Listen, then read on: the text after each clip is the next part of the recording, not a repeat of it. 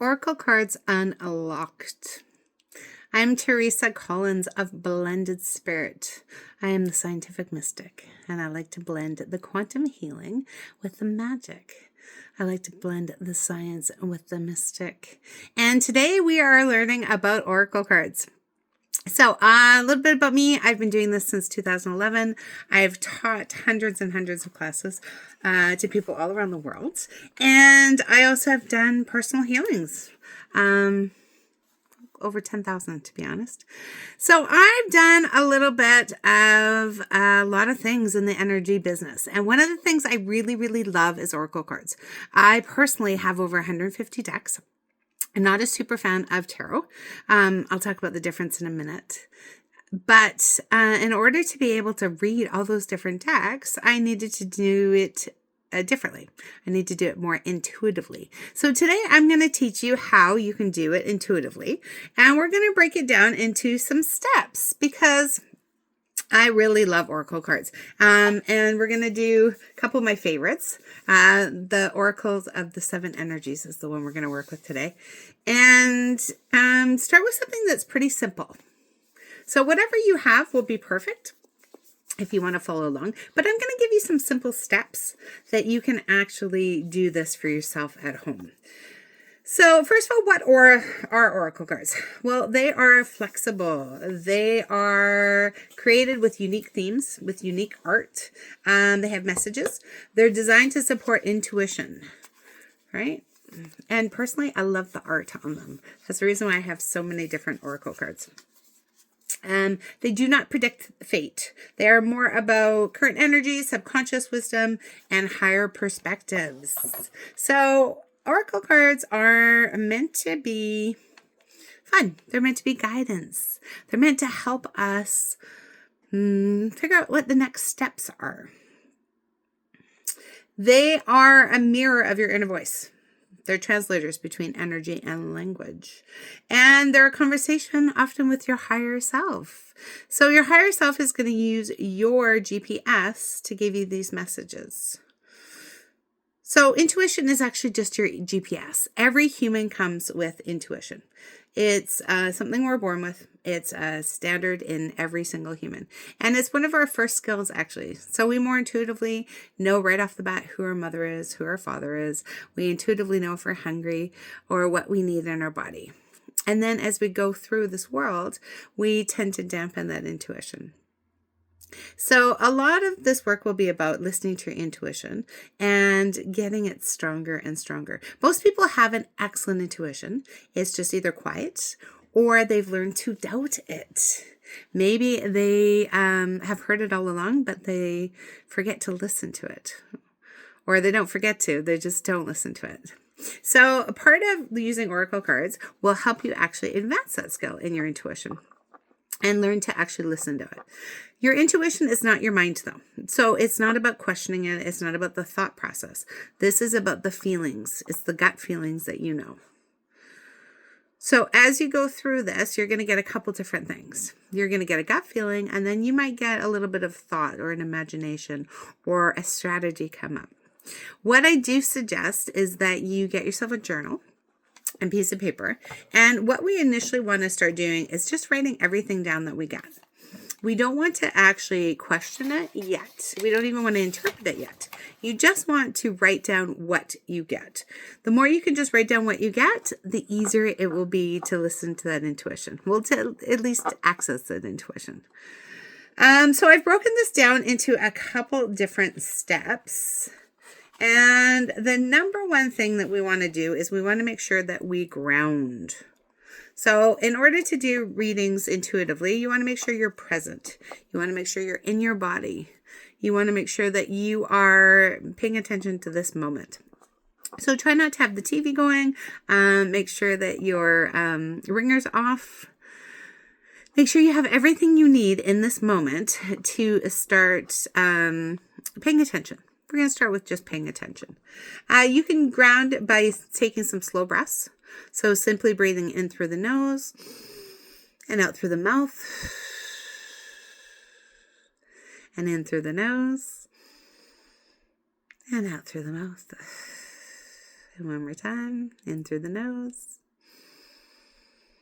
And out through the mouth. So you can find yourself already starting to ground, starting to calm down, starting to come into this moment. I suggest that you take an easy, fun approach to begin with. You don't want to be doing readings when you're desperate or have to know the answers. That's going to put a whole bunch of pressure on you. Initially, I just want you to be calm, clear, and relaxed. And if you don't notice those breaths are working, you can also put your hand on your heart. You can just feel yourself present. You can even say, I'm open for gentle guidance for my highest good. And immediately, as soon as we put our hand on our heart, we come from our head and we come back into this part. Next thing you want to do, we want to clear the deck. So number 1, ground. Number 2, we want to clear the deck.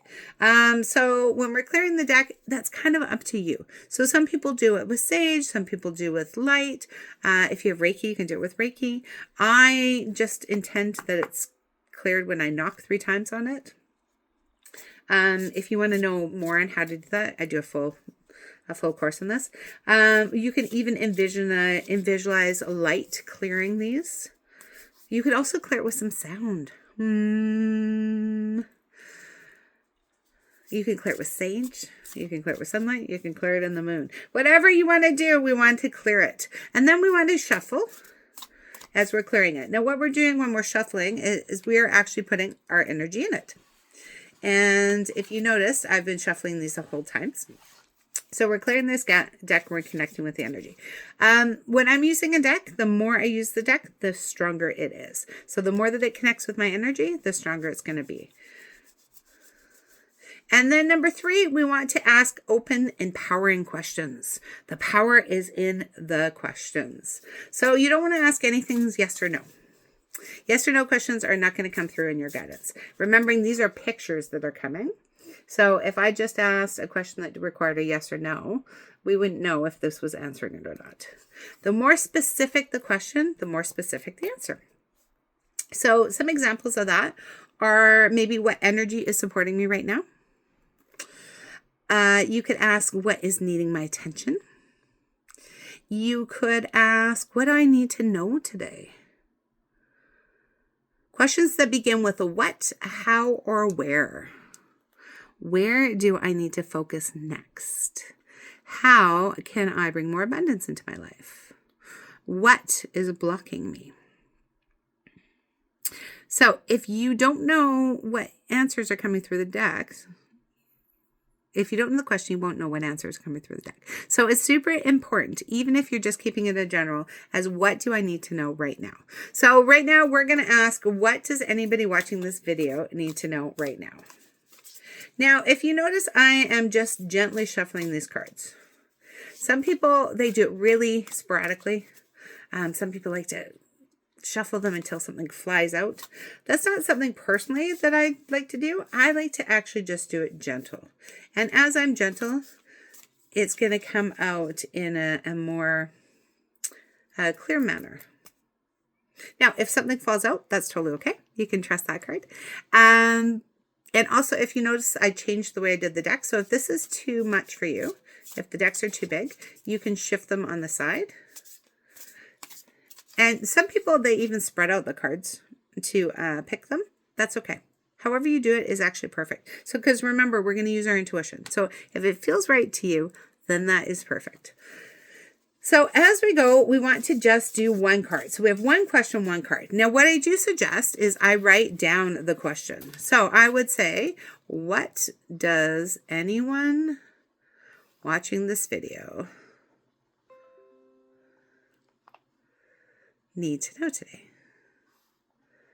So I know what I'm answering, right? Sometimes when we're doing this work, especially if you're pulling more than one card, you can get confused about what it's actually answering. So anytime we put pen to paper, it helps us get clear. So now we've got the question, we've got the shuffle, we've put our energy in here. Now what's going to happen when I pull a card is I don't want you to read the words on the card. I want you to pay attention to how you feel. So the next step, number 5, is feeling how you feel. How do you feel as soon as you pull that card? So we're going to pull a card now. Oh, that's funny. And I got a higher view. Spirit's really funny because this is the card they showed earlier. So the first thing I felt was alignment. The next thing I feel was wisdom. I see a picture of an owl. And I see somebody riding the owl. So I feel like wisdom is in your control. That makes sense. We're taking these courses. What else do I feel? I feel some light here. So we want to pay attention to how we feel light. I feel lightning. It feels powerful. It feels unlimited. It feels like possibilities. The second we want to do is we want to start paying attention to colors. So what colors are kind of popping out here? So for me, the colors blues are popping out here. And I'm just going to write the word blue. I'm also really noticing the purples up here. So it looks like some dark clouds are behind her. That's very good. So the darkness is behind us. I'm noticing the light flying into the light. So moving towards light. And there's some layers. So the owl is actually carrying light as well. So it's carrying, so as we move towards the light, we're carrying light for others. So that feels really good. So it feels really good. It feels like a really super positive card. We've got the wisdom. We've got the uplifting. The blue to me usually speaks of communication. So Spirit is going to use your Rolodex. Remember, this is intuitive. So whatever that speaks to you is going to be actually perfect. Right? So blue for me means trust, communication. So it's trust the wisdom is what I'm getting. Trust you can spread your wings. Trust that it's time for more. It's time for this higher view. So after we pay attention to colors, then I like to look at things like numbers. So we have a 4 and a 1. So if you look at it separately, 4 and 1 together is 5. 5 is freedom. Now this is just something that I know. You don't have to know that. And so, but what intuitively does 5 mean to you? Or maybe you're looking at as 4 and 1. So 4 to me is about foundation and 1 is about self. So this would be about building some foundations in yourself. I also love the light. Again, the light. We have this light. This card feels so light and bright. So whoever's watching this video, it's time to be light and bright. Now, then after I do that, what I suggest for you to read intuitively is to actually then read the words. So we have a higher view. Okay, so what does a higher view mean to me? And I'm going to write the word higher view. And then I'm going to, again, pay attention. What does that mean? Well, to me, I hear look around. Get the bigger picture.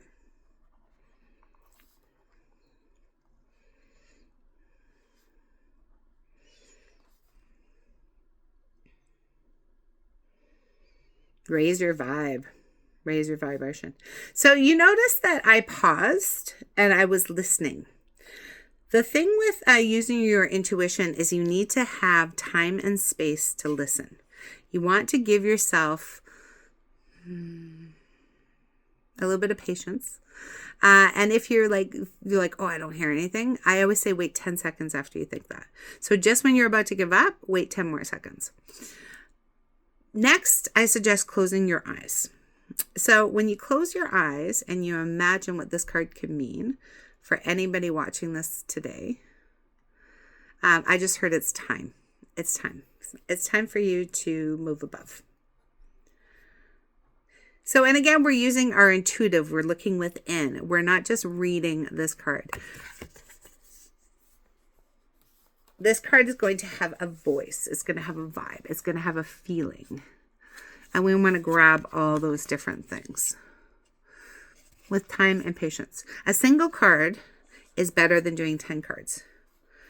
Yeah, that may sound silly, but a single card that taking more time to delve into it is going to be much more powerful than if you just pull a bunch of cards, because you can get lost in it.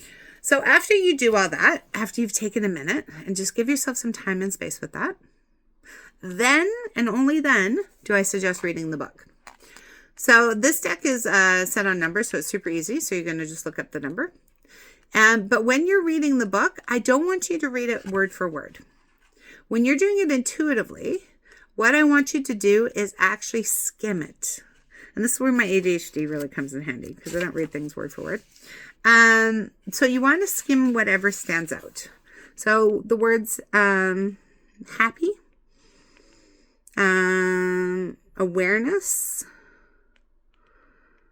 keeping us out of comfort zones, being successful in your endeavors, time for a higher point of view you can see for miles. More can become available to you in all aspects of life when you're able to step back and get a little distance. That feels really good. And that really supports what I already intuitively got. So you can go back and read the whole part of the book if you want to. But initially, I want you to pay attention to the vibe that you get right out of the gate. Pay attention to the emotions it makes you feel as soon as you turn it over. Then I want you to pay attention to colors. I want you to pay attention to numbers. I want you to close your eyes and see if you can get some more intuitive insights. Then I want you to spot read the book. And last, you can read all of it. And that's how we unlock oracle cards.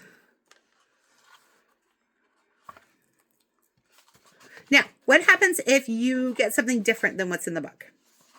That's okay. Because remembering, the spirit is always talking to you through your intuition. So if you actually get something that is totally different than what's in the book, that doesn't mean that it's wrong. What it means is that that's a direct message for you, and follow your intuition over the book. Your intuition should always be better. Well, will always be better. Also, you want to look at how does this message actually apply to your life? So we've got an answer to what our question was. How does it apply to you? And what kind of action steps can you take from this? That's up to you.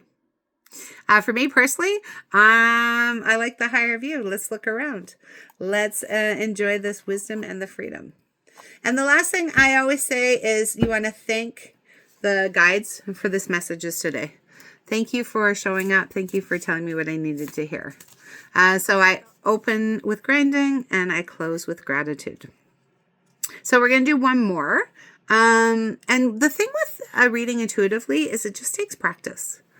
Practice, practice, practice. So I suggest that when you're learning to use oracle cards, you do at least one a day. Even if it's one in the morning, one in the evening, it doesn't matter. But do one a day. And even if it's like, okay, what do I need to know for today? That's an easy question. Let's ask anybody watching this video, what is blocking them? That's a good question.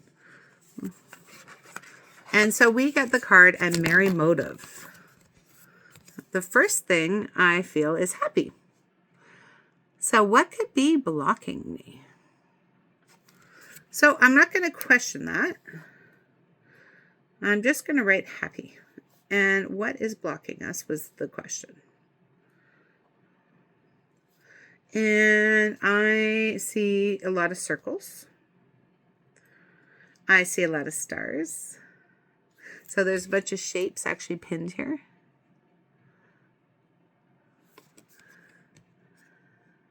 And when I think what is blocking, I think that these stars are being pinned down.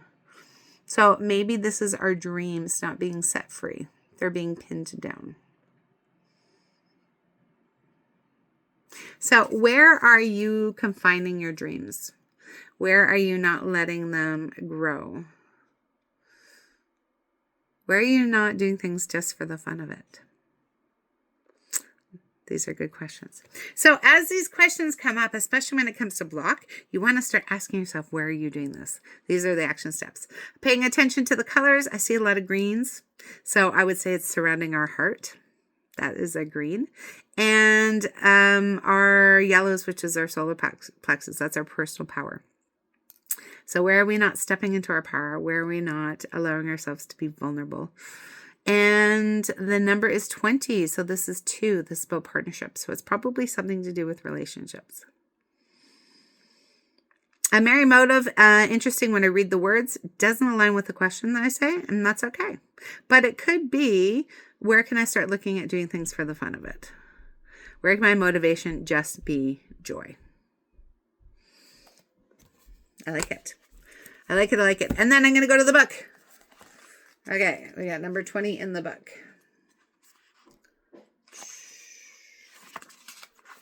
And we're just going to read it quick. Knowing your own motives, understanding what drives you to meet your goals. Your attention creates the wisdom behind your intentions. Okay, so what is blocking us? We're not being clear enough on our intentions.